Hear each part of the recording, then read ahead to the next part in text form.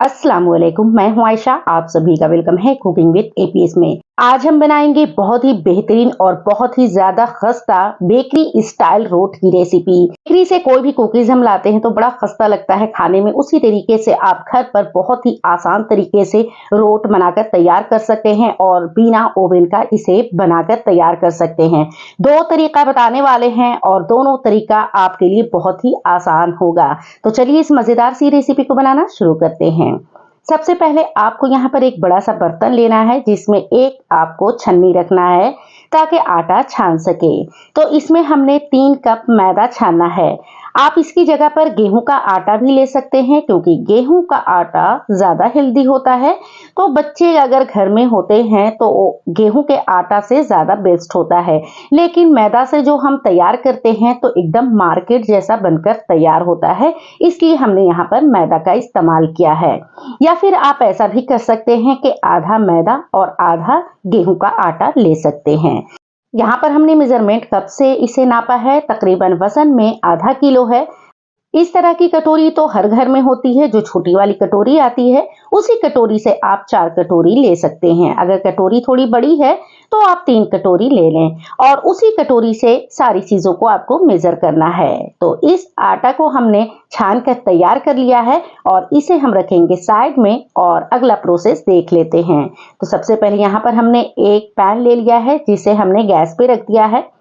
अब वही कटोरी से या फिर कप से अगर आप आटा लिया है तो उसी कप से आपको 1 कप सूजी लेना है। अच्छा, यहाँ पर सूजी आप देख सकते हैं बारीक है, बहुत ज्यादा मोटी नहीं होनी चाहिए।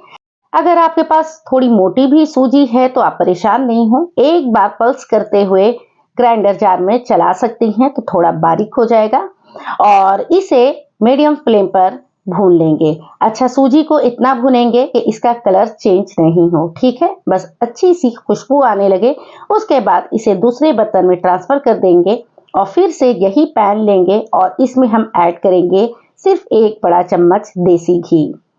अब इसमें थोड़े से हम ड्राई फ्रूट ऐड करेंगे। तो यहाँ पर हमने 6 से 7 काजू और 6 से 7 बादाम लिया है।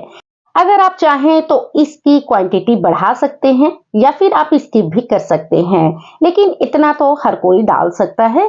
इसे भी धीमी आंच पर हम भून लेंगे ताकि काजू और बादाम से अच्छी सी खुशबू आने लगे। इसे बहुत ज्यादा भूनना नहीं है। अब इसमें 2 बड़ा चम्मच तिल शामिल करेंगे। सफेद तिल है, ठीक है। फ्लेम को हमने यहाँ पर लो रखा है ताकि कोई भी चीजें हम शामिल करें तो जले नहीं। साथ ही हमने 2 बड़ा चम्मच खसखस डाल दिया है। तिल और खसखस दोनों बराबर क्वांटिटी में डाला है, 2 बड़ा चम्मच 2 बड़ा चम्मच। ये दोनों रोट में लाजमी शामिल करें, इसी से अच्छा सा टेस्ट आता है। थोड़ी देर के लिए आपको भून लेना है। उसके बाद इसमें हम ऐड करेंगे नारियल। तो यहाँ पर सूखा नारियल लिया है, एक छोटा साइज का लिया था जिसे हमने ग्रेट कर लिया है। अच्छा, यहाँ पर बहुत लोग नारियल का पाउडर इस्तेमाल कर लेते हैं, लेकिन वैसा टेस्ट नहीं आएगा। आपको एक खोपरा लेना है, छोटा साइज का हो, और उसे आपको ग्रेट कर लेना है और उसके बाद इसमें डालकर थोड़ी देर के लिए इसे भी भून लेंगे, क्योंकि नारियल को भूनने के बाद थोड़ी सी अच्छी सी खुशबू आने लगती है कलर चेंज होने पर। तो आप देख सकते हैं कि यहाँ पर इसे भी हमने भून लिया है। इसमें थोड़ा सा हम किशमिश ऐड कर देंगे। अगर आपको पसंद नहीं है तो आप इसे स्किप कर सकते हैं। कुछ सेकंड के लिए भूनने के बाद फ्लेम को यहाँ पर हमने ऑफ कर दिया है। अब इसमें शामिल करेंगे मूंगफली। तो यहाँ पर आधा कप हमने मूंगफली लिया था जिसे अलग से हमने इसे भून लिया था। उसके बाद इसके छिलके को हटाकर और इसे थोड़ा सा ग्रेट कर लिया था। ग्राइंडर जार में आप इसे पल्स करते हुए घुमा सकते हैं या चॉपर में भी चॉप कर सकते हैं। इस तरह से टुकड़े में तैयार हो जाएगा। छोटे छोटे टुकड़े में हमने इसे तैयार किया है। इसे डालने के बाद तमाम चीजों को एक साथ मिक्स कर लेंगे। ख्याल रहे इस पॉइंट पर हमने फ्लेम को ऑफ कर दिया है क्योंकि मूंगफली पहले से भुनी हुई थी। अब सारी चीजें एक साथ हमने कर लिया है। इसे रखते हैं साइड में और अगला स्टेप देख लेते हैं। तो यहाँ पर हमने एक बर्तन लिया है जिसमें हमने 1 कप पानी शामिल किया है।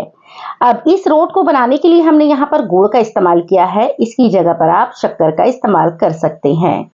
तो गुड़ हमने जो इस्तेमाल किया है वो 250 ग्राम इस्तेमाल किया है। अगर आप शक्कर का इस्तेमाल कर रहे हैं तो 200 ग्राम का कर सकते हैं।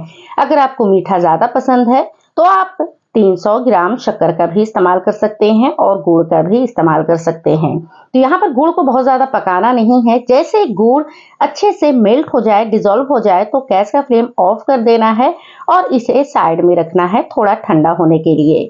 अब यहाँ पर आटा जो हमने तैयार करके रखा था, तो सारी चीज़ें थोड़ा ठंडा हो गया है तो इसमें शामिल कर देंगे और अब इसमें सूजी शामिल करेंगे। सारी चीज़ों को हमने इसी पॉइंट पर शामिल करना है और इसमें आधी छोटी चम्मच हमने हरी इलायची का पाउडर ऐड कर दिया है और ये है केवड़ा एसेंस। तो इसे हम शामिल कर देंगे 4 से 5 बूंद। अगर आपके पास केवड़ा जल है तो आप 1 बड़ा चम्मच ऐड कर दें। अब इस रोट के टेस्ट को और भी ज़्यादा बढ़ाने के लिए इसमें हमने 3 से 4 चुटकी नमक ऐड कर दिया है। अब इस पॉइंट पर 1/4 कप देसी घी ऐड करेंगे और आपको बता दूं कि देसी घी या फिर डालडा का इस्तेमाल करें रोट बनाने में। रिफाइंड तेल का इस्तेमाल बिल्कुल भी नहीं करना है, उससे आपका रोट इतना ज़्यादा खस्ता नहीं बनेगा और टेस्ट भी कम होता है। देसी घी या फिर डालडा के इस्तेमाल से अगर हम रोट तैयार करते हैं तो रोट को काफ़ी दिनों तक स्टोर करके खा सकते हैं।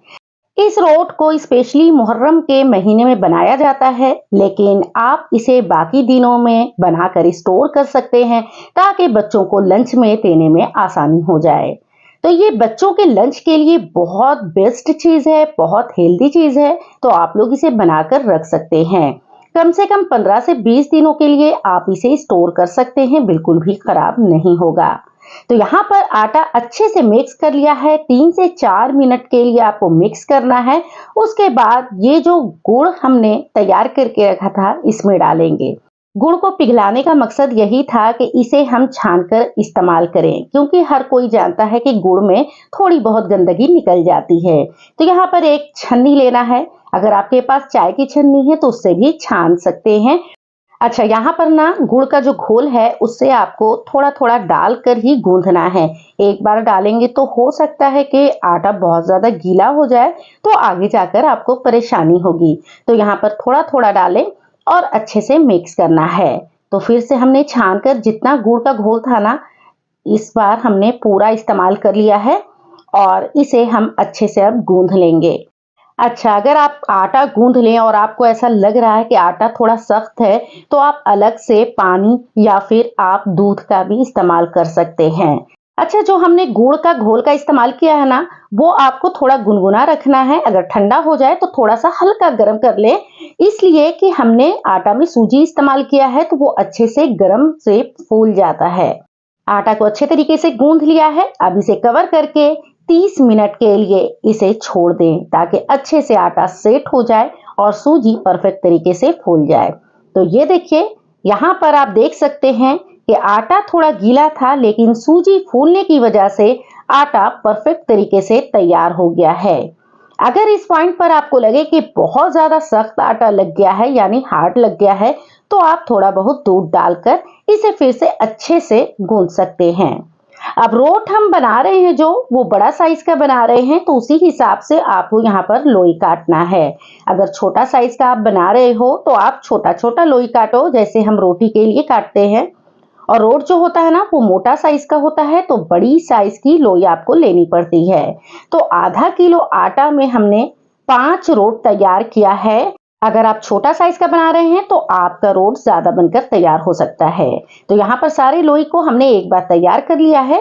अब इसे हम बेल लेंगे। बेलने से पहले आपको प्लेटफॉर्म पर या चकला पर थोड़ा सा तेल डालना है। सफेद तिल है और यहाँ पर खसखस है। अच्छा, ये भुना हुआ नहीं है, कच्चा है, ठीक है। और इकट्ठा कर लेंगे, चारों तरफ से फैल गया है। अब इसके ऊपर थोड़ा सा आपको पिस्ता डालना है। तो यहाँ पर हमने पिस्ता का इस्तेमाल किया है। आप चाहें तो चार मगज का भी इस्तेमाल कर सकते हैं, जो तरबूज का बीज आता है ना उसका इस्तेमाल कर सकते हैं।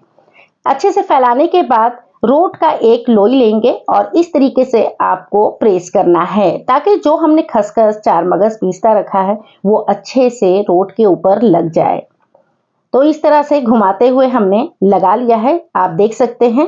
फिर से हम बीच में इकट्ठा कर लेंगे और फिर से हम रोट रखेंगे और इसे हम फैला लेंगे। इस तरीके से रोट को तैयार किया जाता है। और बेलन लेंगे, अच्छे से इसे बेल लेंगे, ठीक है। अगर हम छोटा साइज का रोट बनाते हैं तो एक बार में 2 से 3 रोट तैयार कर लेते हैं, लेकिन बड़ा साइज का जब हम रोट बनाते हैं तो एक बार में सिर्फ एक ही रोट हम तैयार करते हैं। अब इसकी किनारी को हम सेट कर रहे हैं, बहुत ज्यादा फटी फटी थी तो आप अंगूठे से इस तरीके से चारों तरफ से बिल्कुल बराबर कर लें। बहुत ज्यादा हम किनारी को चिकना नहीं करेंगे। जब बहुत ज्यादा चिकना हो जाता है तो सेकते हैं तो थोड़ा टाइम लगता है और किनारी थोड़ी सी फटी फटी होती है और उसके बाद आप सेकते हैं तो अंदर तक अच्छे से रोट पक जाता है। क्योंकि रोट मोटा होता है इस वजह से किनारी को आपको थोड़ा सा आपको इसी तरह से छोड़ देना है, जैसे फटाफटा होता है ना, बस उसी तरीके से। आपने कई बार देखा होगा कि कुकीज आप लाते होंगे तो कुकीज की भी किनारी कई कुकीज में ऐसा होता है कि फटाफटा होता है, तो उसी तरीके से आपको रोट को तैयार करना है। तो यहाँ पर सारे रोट को आपको इसी प्रोसेस से तैयार कर लेना है। यहाँ पर हमने जितने भी रोट थे सभी को तैयार कर लिया है और तैयार करके रख लेंगे तो सेकने में थोड़ी आसानी होती है। पहला जो तरीका है वो हम कुकर में तैयार करेंगे। अक्सर आपको हमने रोट बनाते हुए दिखाया है तो कुकर में तैयार किया है। अगर आप बेकरी जैसा रोट चाहते हैं तो एक बार आप मेरे तरीके से कुकर में बनाकर देखिए। तो कुकर को गैस पर गर्म कर लेना है, उसके बाद देसी घी हमने ग्रीस कर लिया है। रोट को आसानी से आप डालें और कवर लगा लें। इसकी सीटी जो है उसे हम निकाल लेंगे और सिर्फ 10 मिनट के लिए लो फ्लेम पर पकने देंगे। धीमी आंच पे आपको पकाना है 10 मिनट के लिए। बीच में आपको 8 मिनट के बाद चेक भी कर लेना है ताकि जले नहीं, क्योंकि मीठा होता है ना तो थोड़ा मीठा जल्दी पक जाता है। अब एक क्लीन कपड़ा लेंगे और कुछ इस तरीके से आपको पलट लेना है। तो आप देख सकते हैं कलर कितना प्यारा आया है। एक साइड अच्छे से सिक गया है। एक और क्लीन कपड़ा लेंगे और उस पर हम रोट को इस तरीके से पलट लेंगे। दूसरे हाथ पर लेंगे और रोट की सीधी साइड सेक लेंगे। तो कुकर को उठाएंगे, रोट को इसी तरीके से आपको रख लेना है। हल्का सा फिर से देसी घी ग्रीस करना है चारों तरफ से और इसका कवर लगाकर फिर से इसे सेक लेंगे। तकरीबन 6 से 7 मिनट के लिए दूसरी साइड आपको सेकना है। तो इसकी लीड लगा लेंगे और धीमी आंच पर इसे 6 से 7 मिनट, 8 मिनट भी लग सकता है। फ्लेम आप जिस हिसाब से रखेंगे उस हिसाब से आपको सेकना है, लेकिन हाई फ्लेम पर इस रोट को बिल्कुल नहीं तैयार करना है वरना रोट जल जाएगा। आपको धीमी आंच पर इसे तैयार करना है। तो ये देखिए इसे हमने पलट कर निकाल लिया है क्लीन कपड़ा पर और आप देख सकते हैं रोट का जो कलर है कितना जबरदस्त तरीके से आया है, अंदर तक अच्छे से सिक जाता है। तो चलिए अब दूसरा तरीका बताते हैं। तो यहाँ पर हमने तवा ले लिया है। फ्लेम आप देख सकते हैं बिल्कुल धीमी आंच है। अब तवा अच्छे से गर्म हो जाए उसके बाद इसके ऊपर देसी घी अप्लाई करेंगे। अब इसमें हम रोट रख देंगे। तो रोट की उल्टी साइड आपको रखना है और फ्लेम को लो रखना है। इसे कवर कर देना है, कोई भी प्लेट से आप कवर कर दीजिए और धीमी आंच पर इसे पकने दीजिए। तकरीबन हमने 8 मिनट के लिए इसे धीमी आंच पे पकने दिया है। अब चेक कर लेते हैं। तो इस तरीके से उठाकर आप देख सकते हैं, अगर कच्चा रहा तो आप थोड़ी देर और सेक लीजिए ढककर और देख सकते हैं कि बहुत अच्छा कलर आ गया है। फिर से हमने हल्का सा ग्रीस कर लिया है ताकि सीधी साइड भी अच्छे से सिक जाए। हाथ से हमने इस तरह से रब किया है ताकि जो घी है अच्छे से चारों तरफ से लग जाए। फिर से कवर करेंगे 7 से 8 मिनट के लिए, फिर से इसे हम छोड़ देंगे। तो ये देखिए फिर से हम इसे चेक करेंगे और आप देख सकते हैं कितना जबरदस्त कलर आया है। तो आपको हमने कुकर और तवा दोनों पर हमने रोट बनाना सिखाया है। आप बनाकर देखिए और बताइएगा कमेंट्स में कि आपको कौन सा बेस्ट तरीका लगा। तवा पे बनाने के बाद जो रोट तैयार होता है तो वो अंदर से इतना ज्यादा खस्ता नहीं होता है और अगर आप प्रेशर कुकर में रोट तैयार करते हैं तो वो अंदर तक एकदम खस्ता बनकर तैयार होता है। तो एक बार आप लोग जरूर ट्राई कीजिएगा, आपको बहुत ज्यादा पसंद आएगा। बहुत ही आसान होता है इसे तैयार करना। अगर आपके पास 2 प्रेशर कुकर है तो दोनों फ्लेम पर आप एक बार में 2-2 रोट बनाकर तैयार कर सकते हैं। तो यहाँ पर आप देख सकते हैं सारे रोट को हमने तैयार कर लिया है और आप कलर भी देख सकते हैं कितना जबरदस्त कलर आया है। आपको देखकर बिल्कुल भी फर्क नहीं लग रहा होगा कि कौन सा तवा का रोट है और कौन सा प्रेशर कुकर का। दोनों दिखने में एक तरह का होता है, बस खाने में अलग टेस्ट लगता है। अब यहाँ पर आप देख सकते हैं कि दोनों साइड इसे जो हमने बनाया है कुकर में बनाया है और ये जो है वो तवा पर हमने सेका है। तो बहुत ही बेहतरीन तरीके से रोट बनकर तैयार हुआ है। एक बार आप लोग जरूर ट्राई कीजिएगा।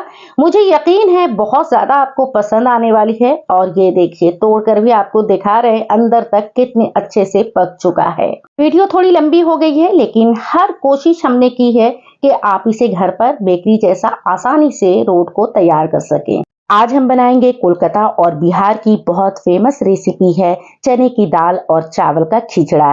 इसे स्पेशली मुहर्रम के महीने में बनाया जाता है लेकिन इसे बाकी दिनों में भी आप बनाकर खा सकते हैं। इसे हम एकदम चटपटा और स्पाइसी बनाने वाले हैं और बहुत ज्यादा उम्दा बनकर तैयार होता है। तो चलिए इस मजेदार सी रेसिपी को बनाना शुरू करते हैं। सबसे पहले यहाँ पर हमने चने की दाल को सोक करना है। तो 1 कप चने की दाल लिया है। वजन में देखा जाए तो 1 पाव है। 250 ग्राम चने की दाल लेना है। इसे हमने पहले भिगो दिया है क्योंकि जब फूल जाता है अच्छे तरीके से तो इसके अंदर जो भी मिट्टी वगैरह लगी होती है ना तो अच्छे से साफ हो जाता है। तो इसे 2 घंटे के लिए आपको भिगोना है। अगर जल्दी में है तो गर्म पानी में आप 1 घंटे के लिए भिगो कर रख दें। जितने अच्छे से चने की दाल भिगोया रहेगा ना उतना ज्यादा बेहतरीन बनकर तैयार होगा। अब यहाँ पर हमने ले लिया है 3 कप चावल। वजन में देखा जाए तो आधा किलो चावल है। कोई भी खुशबूदार आप चावल ले सकते हैं लेकिन ये बिरयानी का चावल खुला जो चावल आता है वही चावल है। 4 से 5 बार चावल को धुलने के बाद पानी में 20 मिनट के लिए भिगोकर रख देना है। तो इसे साइड में रखते हैं और दाल यहाँ पर रखे हुए 2 घंटे हो गए हैं। तो आप यहाँ पर चेक कर सकते हैं। आप इसे तोड़कर देखें आसानी से टूट जाता है मतलब कि परफेक्ट तरीके से फूल चुका है। अच्छा इस प्रोसेस को आप ना रात में भी कर सकते हैं। रात में भी दाल को भिगोकर रख सकते हैं। जितने अच्छे तरीके से आपका दाल फूला होगा उतना ज्यादा बेहतरीन खिचड़ा बनकर तैयार होगा। अगर दाल कम फुली होती है ना तो खाने में दाल जो है वो काफी ज्यादा हार्ड लगता है। अब इस पॉइंट पर इसे हमने 3 से 4 बार साफ पानी से धुल लिया है। अब पानी में इसे हम छोड़ देंगे। जब तक अगला हम प्रोसेस करेंगे तब तक ये पानी में और अच्छे तरीके से फूल जाएगा। अब यहाँ पर हमने एक पतीला ले लिया है और इसमें हम शामिल करेंगे 3/4 कप कुकिंग ऑयल और अच्छे से गर्म हो जाए उसके बाद एक बड़ा साइज का प्याज बिल्कुल बारीक कटा हुआ हम शामिल कर देंगे। तो यहाँ पर प्याज अच्छे से पूछ कर डाल देंगे और एक बार अच्छे से चला लेंगे ताकि प्याज बॉटम में लगे नहीं। अब इसमें कुछ साबुत मसाले शामिल करेंगे। तो यहाँ पर हमने 2 तेज पत्ते ले लिया है और यहाँ पर एक छोटी सी जावित्री है, 5 से 6 हरी इलायची, 3 लौंग, 1 काली इलायची, 1 छोटी चम्मच जीरा, आधी छोटी चम्मच काली मिर्च, 3 साबुत लाल मिर्चें हमने ले ली है और 2 दालचीनी लिया है 1-1 इंच की है जिसे हमने तोड़ लिया है। इसे भी साथ ही हम डालकर फ्राई कर लेंगे। अच्छा यहाँ पर बड़ा ख्याल रखते हुए आपको प्याज को फ्राई करना है। प्याज का कलर गोल्डन नहीं होना चाहिए। लाइट हल्का पिंक हो जाए उसके बाद फ्लेम को आपको बिल्कुल लो कर देना है। अगर प्याज हम गोल्डन कर देते हैं तो खिचड़ा का जो कलर है ना वो बहुत ज्यादा गोल्डन गोल्डन दिखने लगता है, मतलब सफेद नहीं दिखता है। तो इसलिए प्याज को ना बहुत ज्यादा गोल्डन नहीं करेंगे। अब इस पॉइंट पर आपने देखा है कि प्याज पर हल्का सा कलर आ गया। उसके बाद इसमें 1 बड़ा चम्मच अदरक लहसुन का पेस्ट ऐड कर दिया है और इसका कच्चापन खत्म होने तक इसे भी भून लेंगे। अब इस पॉइंट पर फ्लेम को आपको एकदम लो कर देना है या फिर ऑफ कर देना है और इसमें हम शामिल करेंगे आधा कप दही। तो यहाँ पर गाढ़ा दही लिया है। अगर पतला दही है तो थोड़ा ज्यादा डाल सकते हैं। अच्छा यहाँ पर ना आपको दही जो लेना है एकदम खट्टा इस्तेमाल नहीं करना है। धीमी आंच पर दही के पानी को खुश्क होने तक भून लेंगे। जैसे खुश्क हो जाए इसमें हम डाल देंगे चने की दाल। अच्छा यहाँ पर दाल जो डालेंगे ना तो इसका सारा पानी आपको निकाल लेना है। पानी बिल्कुल भी नहीं होनी चाहिए। अगर पानी रहेगा तो थोड़ा ज्यादा वक्त लग जाएगा। तो यहाँ पर फ्लेम को हमने कर दिया है हाई फ्लेम पर चने की दाल को हम 1 मिनट के लिए भून लेंगे। इस तरीके से अगर हम करते हैं ना तो बहुत ज्यादा जायके वाला ये खिचड़ा बनकर तैयार होता है।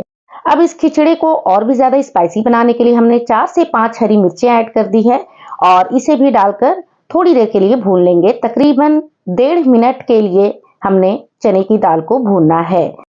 जैसे लगेगा कि तेल सेपरेट होने लगा है, पानी खुश्क हो गया है, तो इसमें हम पानी ऐड करेंगे।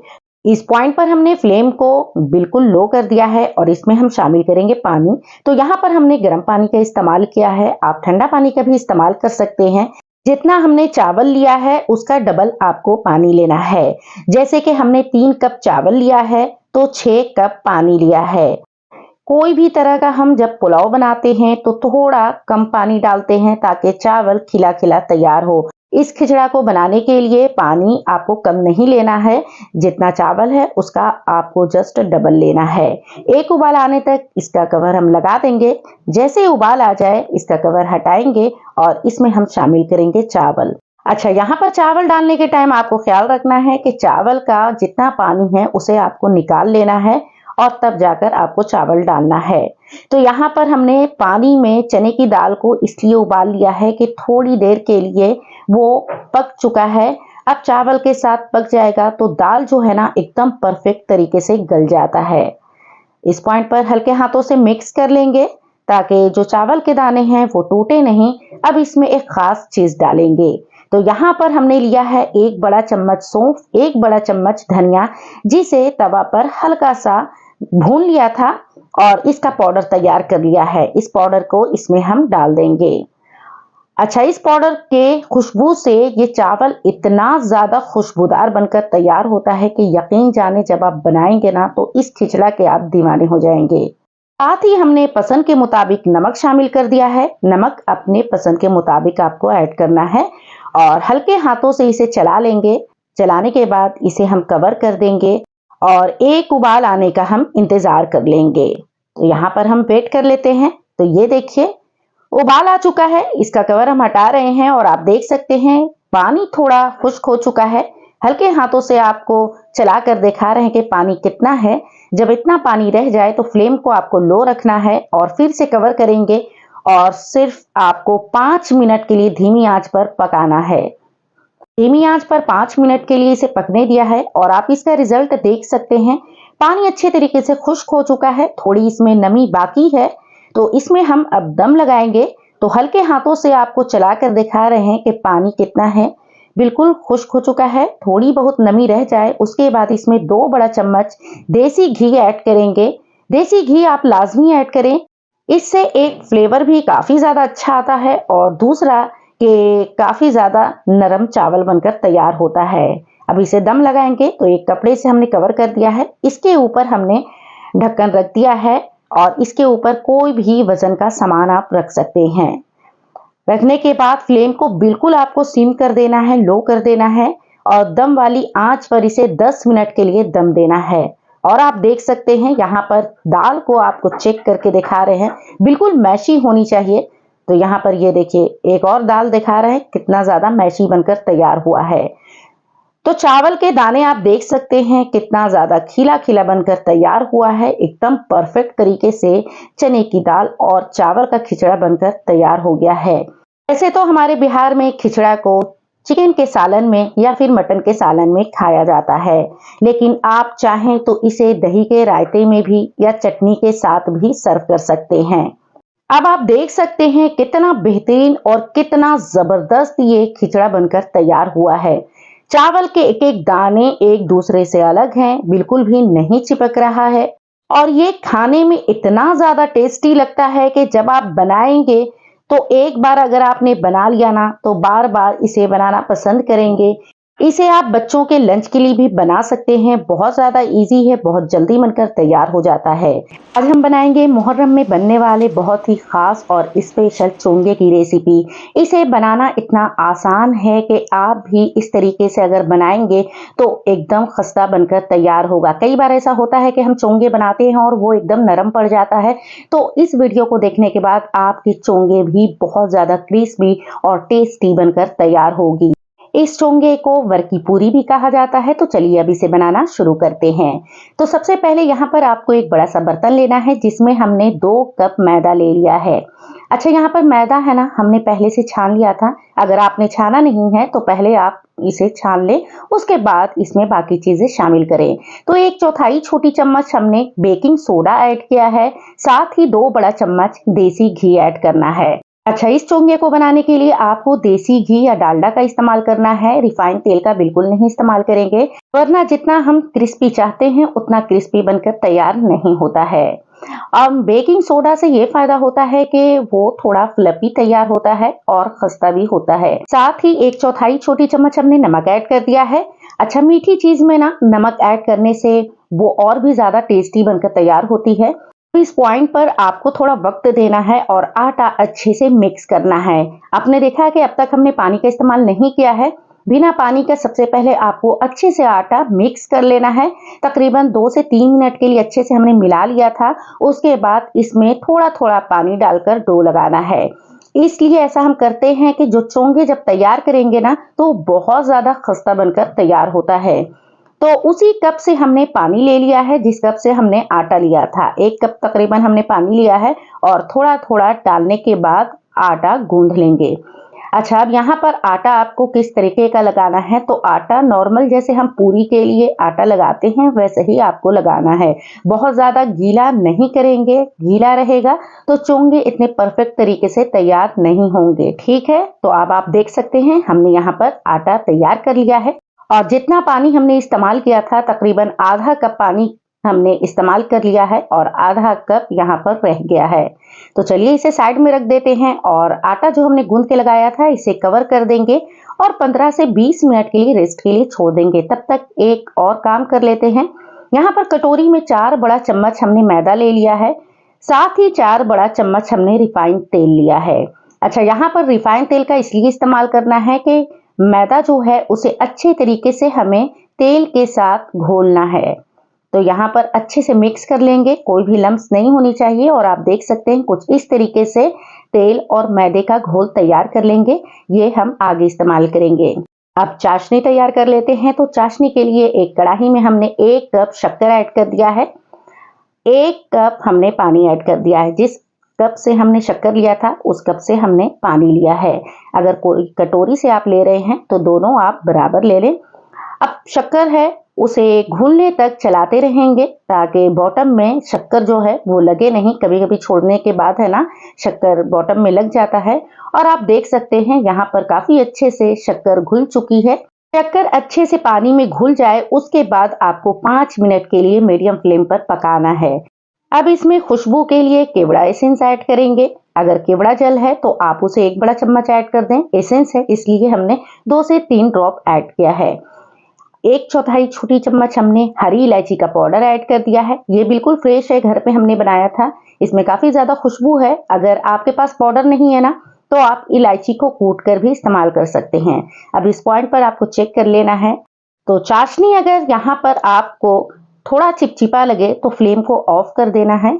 अच्छा, एक चीज शूट नहीं हुई, जैसे शक्कर अच्छे से घुल जाए उसके बाद इसमें हम ना लेमन का 4 से 5 ड्रॉप ऐड कर दिया था, यानी 4 से 5 बूंदे ऐड करना है ताकि जो चाशनी है वो बाद में जमे नहीं। ठीक है, अब यहाँ पर आटा हम चेक कर लेते हैं। 20 मिनट हो चुका है। एक बार इसे अच्छे से हम मिक्स कर लेंगे। अब आप आटा भी देख सकते हैं काफी अच्छे से ये तैयार हो गया है। इस पॉइंट पर आपको लोई तैयार कर लेना है। तो जितना आटा हमने लिया था ना उसका 3 पेड़े हमने यहाँ पर तैयार किया है। अगर आप चकले पर इसे बना रहे हैं तो आपको लोई थोड़ा छोटा लेना है। हम यहाँ पर प्लेटफॉर्म पर बनाएंगे इसलिए हमने लोई थोड़ा सा बड़ा लिया है। यहाँ पर हमने जितना आटा लिया था उसमें 3 पेड़े बनाकर तैयार कर लिया है और इसे हम एक पेड़ा निकाल लेंगे और कवर कर देंगे ताकि ऊपर सूखे नहीं। ठीक है, अब जो पेड़ा लिया है उसे हम बेल लेते हैं। उससे पहले सूखा आटा लेना है। आप चाहें तो मैदा भी ले सकते हैं और गेहूं का आटा भी ले सकते हैं बेलने के लिए। क्योंकि कुछ चीजें अगर नहीं बताती हूं तो कमेंट्स में बहुत सारे आते हैं कि आपने कौन सा आटा इस्तेमाल किया है, कौन सा नहीं किया है, इसलिए हमने इसे बता दिया है कि यहाँ पर आप दोनों आटा में से कोई भी आटा ले सकते हैं। अब इसे बेल कर हमने तैयार कर लिया है। तो आपने देखा कि किस तरीके से हमने बेल के तैयार किया है। काफी बड़ी साइज में हमने बेला है और आपको दिखाते हैं कि इसे आपको कितना पतला बेलना है। तो कुछ इस तरीके से बेल के तैयार किया है। अब ये जो हमने तेल और मैदा का घोल बनाकर तैयार किया था, इसी वजह से चोंगे में काफी ज्यादा लेयर बनती है। तो 2 बड़ा चम्मच यहाँ पर हमने डालकर अच्छे से चारों तरफ से फैलाना है।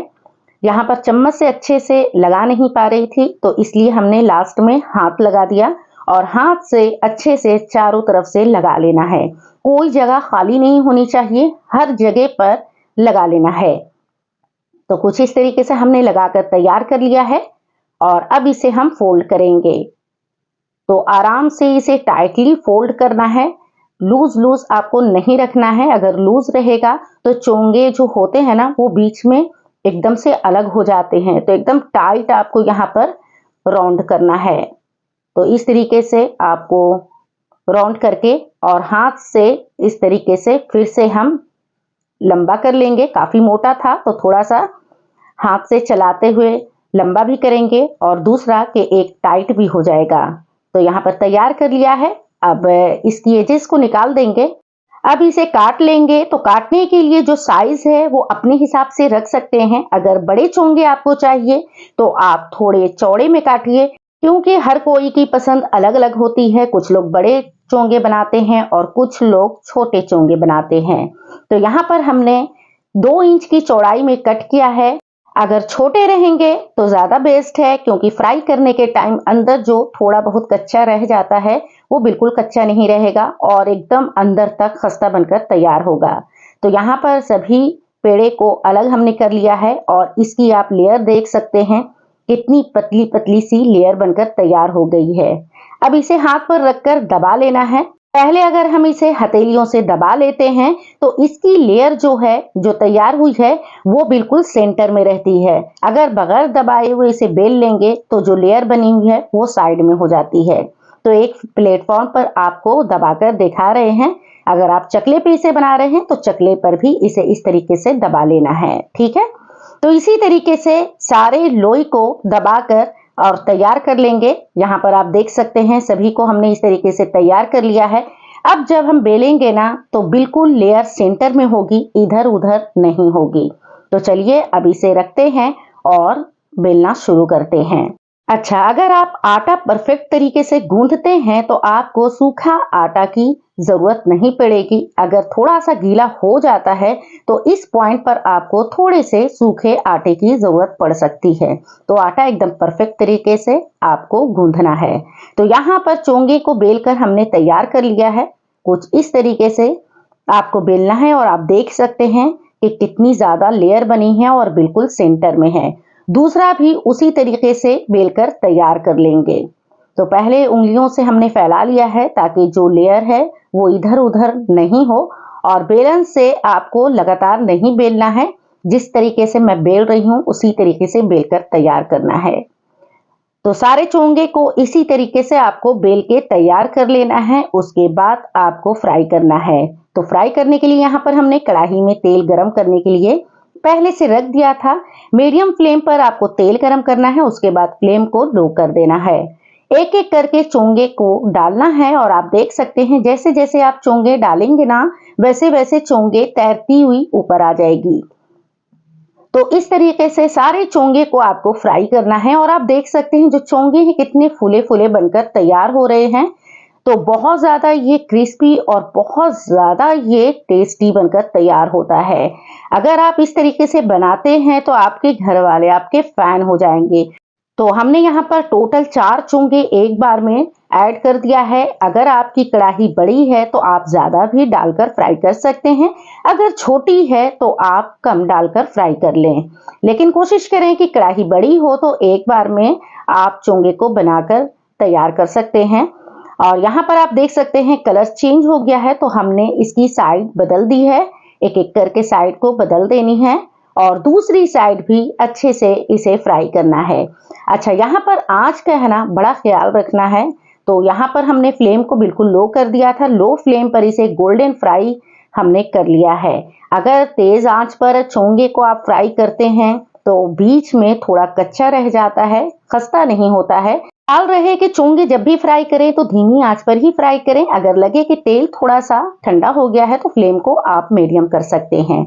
अब इसी तेल में जितने चोंगे बच रहे हैं सभी को फ्राई करके तैयार कर लेना है। तो यहाँ पर चाशनी हमने जो तैयार किया था ना, तो चाशनी यहाँ पर थोड़ा सा ठंडा हो गया था तो हल्का सा गर्म कर लिया है। उसके बाद हमने चोंगे को डाल दिया है।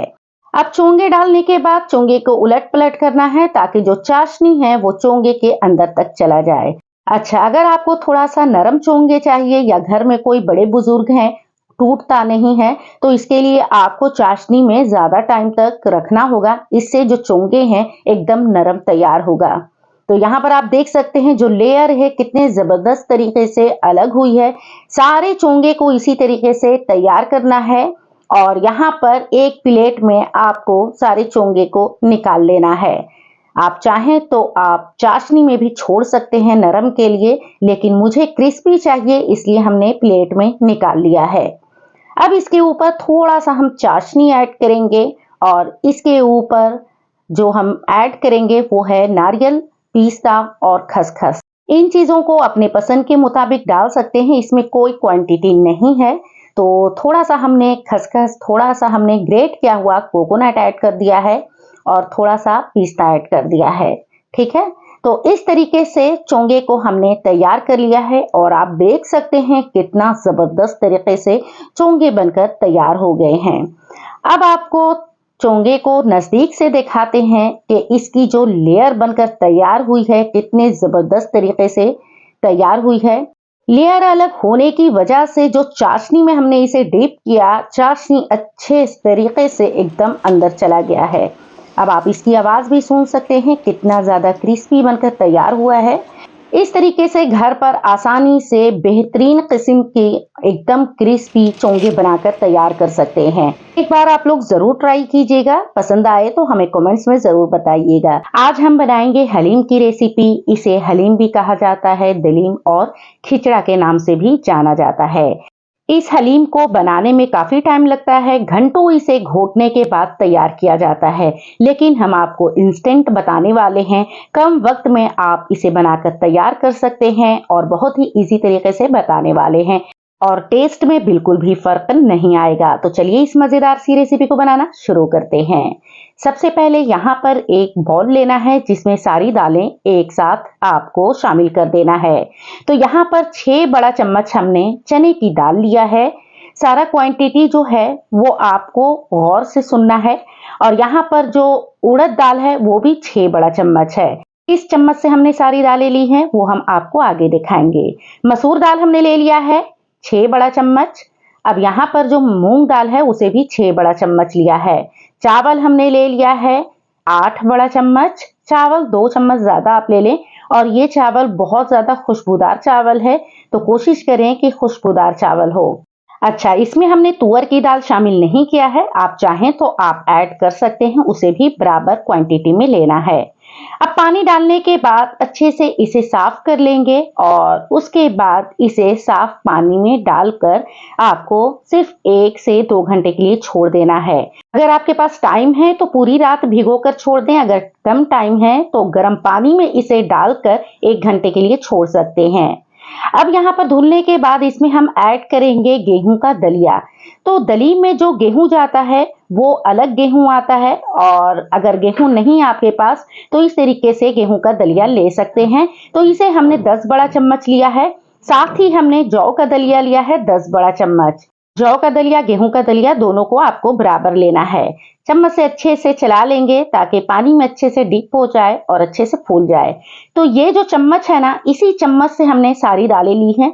नॉर्मल जैसे हर घर में चम्मच होता है उसी चम्मच का हमने इस्तेमाल किया है। ठीक है, इस पॉइंट पर हमने जौ और गेहूं के दलिया को इसलिए नहीं धुला है क्योंकि इसे हमने घर में बनाया है, तैयार किया था, इस वजह से। आप अगर मार्केट से दलिया ला रहे हैं तो आपको एक बार वॉश कर लेना है। इसे साइड में रखते हैं और तैयारी करते हैं एक खुशबूदार मसाले की। तो यहाँ पर हमने आधी छोटी चम्मच शाही जीरा ले लिया है, 1 काली इलायची, 4 हरी इलायची, 2 दालचीनी है 1 इंच की है, 4 से 5 लौंग लेना है, 1 छोटी सी जावित्री 1 इंच की, 1 मटर के दाने के बराबर जायफल, 1 छोटी चम्मच सौंफ लिया है, 1 छोटी चम्मच जीरा, 1 फुल चक्री, 1 छोटी चम्मच यहाँ पर हमने काली मिर्च ले लिया है। इन तमाम मसालों को आपको भूनना नहीं है, बिना भूने आपको इसका पाउडर बना लेना है। इस खुशबूदार मसाले को अगर आपने बनाकर हलीम में डाल दिया ना, तो यकीन जाने हलीम का जो टेस्ट होता है वो अलग लेवल का होता है। तो इसे हमने तैयार कर लिया। आप चाहें तो इसे ज्यादा क्वांटिटी में भी बनाकर स्टोर कर सकते हैं। इसे एक साइड में रख देते हैं और यहाँ पर हमने दाल को भिगो कर रख दिया था और 1 घंटे के बाद आप देख सकते हैं इसका रिजल्ट काफी अच्छे से फूल चुका है। अब इसमें जो पानी है उसे हम गिरा देंगे और दूसरा पानी डालकर एक प्रेशर कुकर में ट्रांसफर कर देंगे। जितनी दालें हैं, चावल है, सभी को आपको डाल देना है। तो इसमें कुछ चीजें और जाएगी, जैसे 1 प्याज है छोटा साइज का, थोड़ा सा धनिया, 2 हरी मिर्चें, आधी छोटी चम्मच हल्दी है, 1 छोटी चम्मच लाल मिर्च है, धनिया है, 1 छोटी चम्मच नमक है पसंद के मुताबिक। अब इन तमाम मसालों को दाल में ही डाल देंगे और अब इसमें हम शामिल करेंगे पानी। तो यहाँ पर हमने तकरीबन 1 लीटर और 1 कप पानी ऐड किया है। पानी का क्वांटिटी आपको ज्यादा रखना है वरना बॉटम में लग जाती है दालें। अब यहाँ पर हमने 1 बड़ा चम्मच कुकिंग ऑयल ऐड कर दिया है ताकि जब सीटी लगे तो पानी जो निकलता है सीटी के जरिए वो निकले नहीं।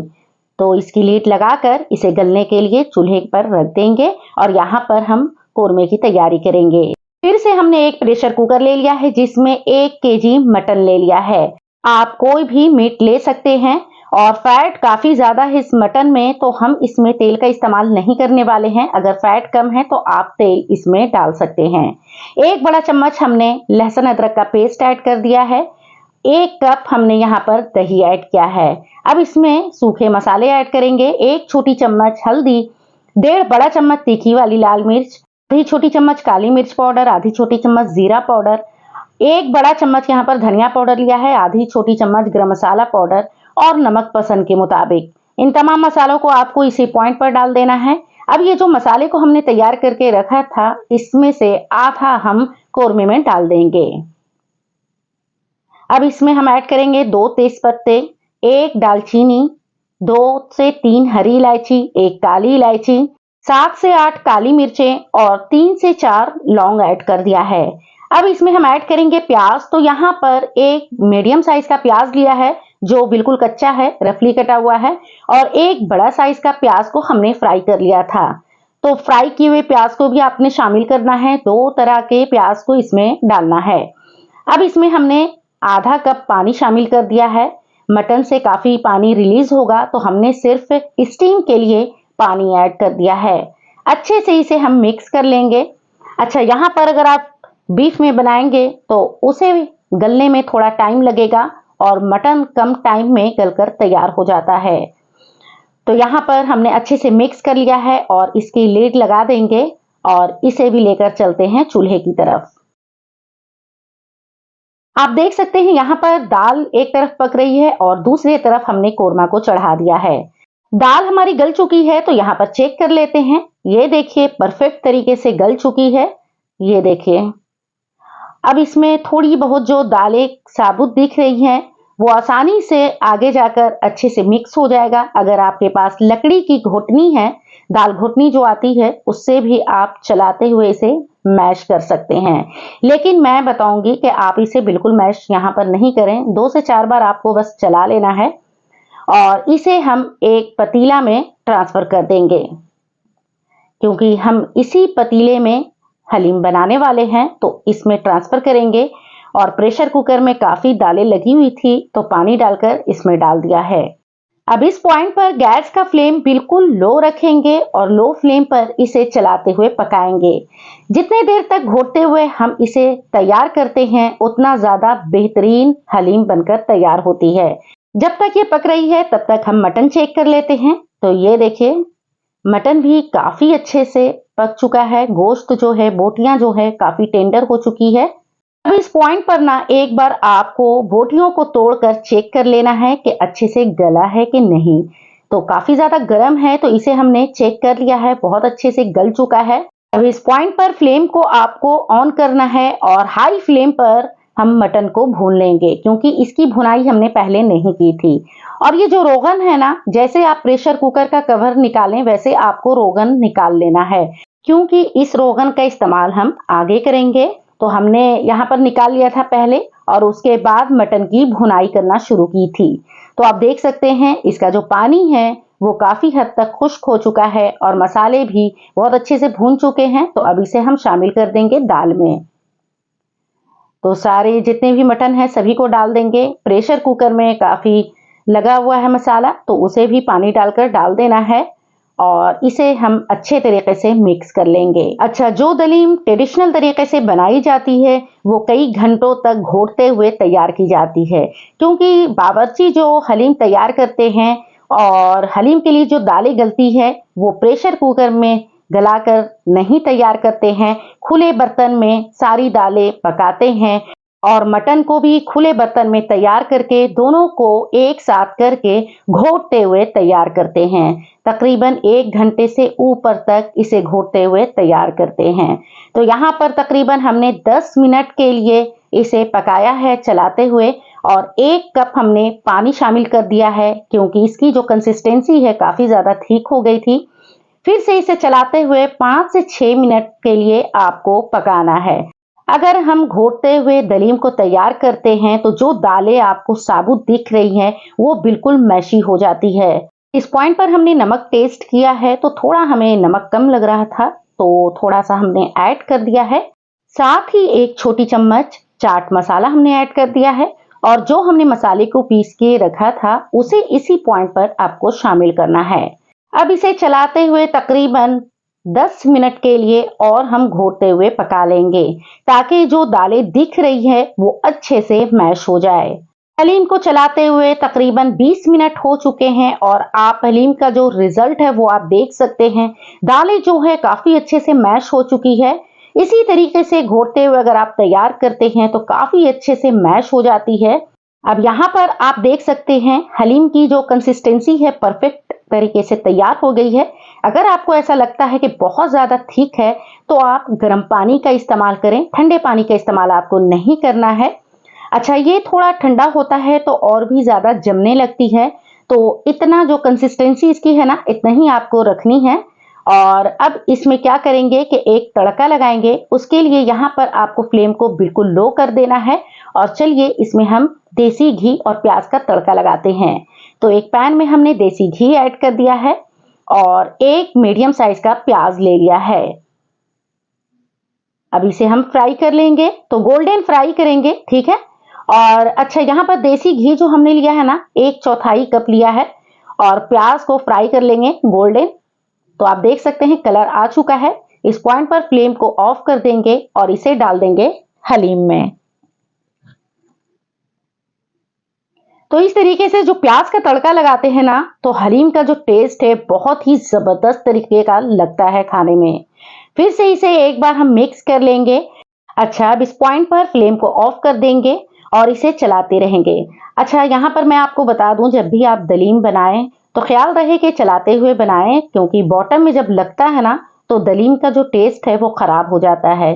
अब इसमें हमने थोड़ा सा हरा धनिया ऐड कर दिया है, 3 हरी मिर्चें काट कर ऐड कर दिया है, थोड़ा सा अदरक हमने ऐड किया है, थोड़ी सी तली हुई प्याज हमने ऐड कर दिया है। अब जो हमने कोरमे से रोगन निकाला था उसे हम इसमें शामिल कर देंगे। तो आधा आपको डालना है, आधा हम बाद में गार्निशिंग के लिए रखेंगे, ठीक है। हल्के हाथों से इसे चला लेंगे और ये देखिए हलीम का जो रिजल्ट है कितना जबरदस्त तरीके से आया है। अच्छा, बहुत लोगों को है ना रेशे वाले हलीम बहुत पसंद आते हैं, लेकिन मुझे रेशे वाली हलीम पसंद नहीं है, बोटियों वाली हलीम खाना पसंद करते हैं। आपको कौन सी हलीम पसंद है हमें कमेंट्स में जरूर बताइएगा। और आप देख सकते हैं हलीम का जो मेन रिजल्ट है कितना जबरदस्त तरीके से आया है।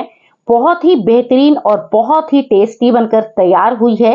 इसमें हमने 1 किलो मटन का इस्तेमाल किया है, आप कम ज्यादा कर सकते हैं। बहुत लोग बहुत कम मटन में भी हलीम बनाकर तैयार कर लेते हैं, वो आप पर डिपेंड करता है। अगर ज्यादा बोटियां खाना पसंद है तो ज्यादा डालें, यानी 1 किलो डाल सकते हैं। अगर कम खाना पसंद है तो आप इतनी दालों में आधा किलो मटन में भी तैयार कर सकते हैं। अब इसे ट्रेडिशनल तरीके से सर्व कैसे करते हैं ये आपको बताते हैं। एक गहरा प्लेट लेना है और उसमें दलीम डालना है, उसके ऊपर हरा धनिया, हरी मिर्चें, अदरक, तली हुई प्याज और जो रोगन आपने निकाला था उसे, थोड़ा सा चाट मसाला। अब ऊपर से लेमन ऐड करेंगे और ये दलीम आप देख सकते हैं एकदम बावर्ची स्टाइल तैयार हुआ है। बहुत ही ज़्यादा टेस्टी और बहुत ही ज़्यादा मज़ेदार बनकर तैयार हुआ है। एक बार आप लोग ज़रूर ट्राई कीजिएगा और हमें फीडबैक ज़रूर दीजिएगा। मेरी वीडियो आप लोग कहाँ से वॉच कर रहे हैं हमें ये भी ज़रूर बताइएगा, हमें इंतज़ार रहेगा। रेसिपी अच्छी लगे तो फैमिली फ्रेंड्स में शेयर करना नहीं भूलिएगा। चैनल पर नए हैं तो चैनल को सब्सक्राइब ज़रूर कर दीजिएगा। फिर मिलेंगे एक नई मज़ेदार रेसिपी के साथ। अभी के लिए लेती हूँ इजाज़त। अल्लाह हाफिज़। Thanks for watching.